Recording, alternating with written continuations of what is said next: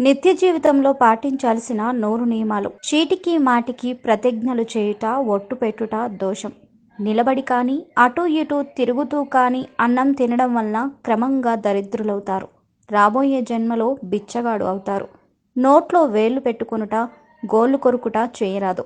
దేవాలయ ప్రాంగణంలో ఉమ్మడం, పొగ తాగడం రెండూ నిషిద్ధాలే. ఆదివారం, శుక్రవారం, మంగళవారం తులసి ఆకులు కోయరాదు. చీకటి పడ్డాక పువ్వులు, ఆకులు చెట్ల నుండి త్రుంచరాదు. గురువు ద్వారా మంత్రోపదేశం పొందనివాడు ఎప్పటికీ తరించలేడు కనుక ఉపదేశాన్ని పొంది తీరాలి. చెట్లు, దేవతా విగ్రహాలు ఈశాన్యంలో ఉంటే వాటిని బరువులుగా భావించి తీసివేసేవారు, తీసివేయమని సలహా ఇచ్చేవారు 7 జన్మలు ఉబ్బసపు రోగులుగా పుడతారు. ఈ పనులు చేయుట దైవద్రోహం కనుక చేయరాదు. గురువులకు, అర్చకులకు, పౌరాణికులకు సరిగా పారితోషికం ఇవ్వక వారికి రుణపడేవారు 100 జన్మలు కుక్కలుగా, చండాలురుగా పుట్టి కష్ట నష్టాల పాలవుతారు.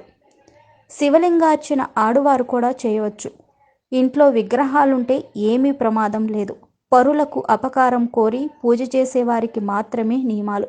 తక్కిన వారికి పూజా విషయాలలో పెద్ద పెద్ద నియమాలు కూడా లేవు. నిద్ర నుండి లేవగానే ముందుగా అరచేతులను దర్శించి వామన నామస్మరణ చేయాలి. పాచిముఖంతో అద్దాన్ని చూసుకొనరాదు. హారతి ఇచ్చాక దేవునిపై నీరు చల్లాలి. హారతి ఇచ్చే పాత్రపై కాదు. తీర్థం తీసుకున్నాక ఆ చేతిని కడుక్కోవాలి తప్ప అరచేతిని తలపై రాసుకోరాదు. స్నానం చేశాక శరీరం తుడుచుకొని తడి పొడి తువ్వాలు కట్టుకొని పూజ చేయరాదు. పూజా మందిరంలో ప్రవేశించరాదు. పూర్తిగా ఆ తుండును తడిపి నీరు పిండి మాత్రమే కట్టుకోవాలి. లేదా వేరే శుభ్రమైన వస్త్రాలు పూజకి ధరించాలి. ఉపవాసం ఉన్నప్పుడు, జాగరణ చేసినప్పుడు పరుల దోషాలు తలచుకోరాదు. శివాలయంలో నందికి దగ్గరగా దీపారాధన చేయరాదు. కొంచెం దూరం ఉండాలి. తల వెంట్రుకలతో కూడిన అన్నం పండితులకు, గురువులకు పెట్టరాదు. సాధ్యమైనంత జాగ్రత్త వహించాలి. పొరపాటున అన్నంలో వెంట్రుకలు వస్తే ఆ అన్నాన్ని తీసివేసి మళ్ళీ వడ్డించి నెయ్యి వేయాలి. అన్నం తింటున్న వారెవరిని తిట్టరాదు, దెప్పి పొడవరాదు. నిజం తెలుసుకోకుండా ఎవరినీ నిందించరాదు. అభాండాలు వేయరాదు. అలా చేస్తే అవతలి వారి పాపాలన్నీ అభాండాలు వేసిన వారి తలకు చుట్టుకుంటాయి. ఇస్తానని వాగ్దానం చేసి దానమివ్వని వాడు 100 జన్మలు దరిద్రుడై పుడతాడు. వాగ్భంగం చాలా దోషం. అన్నం తినేటప్పుడు కంచానికి బాగా దగ్గరగా కూరలు ఉన్న పాత్రలు పెట్టరాదు. మనం తినేటప్పుడు ఎంగిలి ఆ పాత్రలలో పడితే ఆ పదార్థాన్ని మరొకరికి వడ్డిస్తే వాడికి యముడు మలమూత్రాదులు ఆహారంగా ఇస్తాడు. తరచుగా కాలినడకన పుణ్యక్షేత్రాలు దర్శిస్తే మంచి జన్మలు కలుగుతాయి. దీనిని కాయిక తపస్సు అంటారు.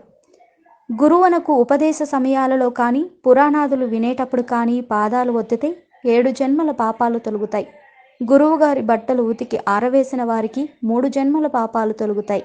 మంత్రోపదేశం చేసిన గురుని ఆజ్ఞ పాటించే వారికి ఏ పాపము అంటదు, పునర్జన్మ కూడా ఉండదు. పవిత్ర నియమము, దీనికి సాటి మరొకటి లేదు. పరాశర సంహితలో ఈ విషయాలున్నాయి. అష్టమి, పూర్ణిమ, చతుర్దశి కాలాల్లో స్వయం పాకం దానం చేస్తే అన్నపానాలకు ఏనాడు లోటుండదు. ఎక్కువ వేడిగా, ఎక్కువ చల్లగా ఉండే పదార్థాలు స్వీకరించరాదు. భోజనం చేసిన వస్త్రాలు ఉతికి ఆరవేయకుండా వాటితో దైవ పూజ చేయరాదు. శవాన్ని శ్మశానం దాకా మోసినా, శవాన్ని ఇంటి దగ్గర ఉండడానికి అనుమతినిచ్చినా నరకానికి పోకుండా స్వర్గానికి పోతారు. గృహప్రవేశ కాలంలో కానీ, ఏడాదిలోపు కానీ ఆ ఇంట మణిద్వీప పారాయణం చేయడం మంచిది. ఇది వాస్తు దోషాలను పరిహరిస్తుంది.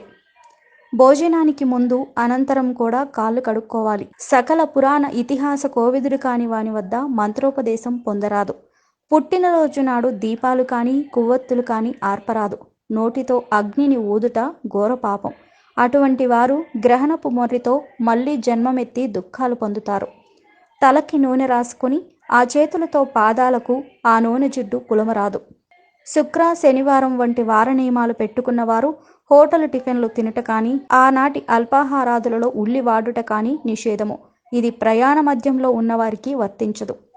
చీటికి మాటికి యజ్ఞోపవీతం తీసి పక్కన పెట్టడం, తాళి తీసేస్తూ ఉండడం రెండూ భయంకర దోషాలే. క్రూరుడు, దుష్టుడు కాని మగనితో తాళి కట్టించుకున్న భార్య కాపురం చేయక ఏడిపించటం, చెప్పిన మాట వినకపోవడం, తాళి తీసి భర్త చేతిలో పెట్టడం చేయరాదు. ఇలా చేసిన స్త్రీలకి 100 జన్మలలో వైధవ్యం కానీ అసలు పెళ్లి కాకపోవడం కానీ జరుగుతుంది.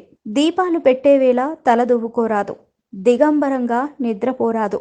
కలియుగంలో ఆలయంలో జంతువధ నిషేధం. విజయదశమి, శివరాత్రి దినాలలో మాంసాహారం, ఉల్లి పనికిరాదు. ఆచమనం చేసిన నీటిని దైవ నివేదనలకు, అర్చనలకు వాడరాదు. కనుక వేరొక పాత్రలో శుద్ధ జలాన్ని ఈ కార్యాలకు వినియోగించుకోవడానికి తెచ్చుకోవాలి.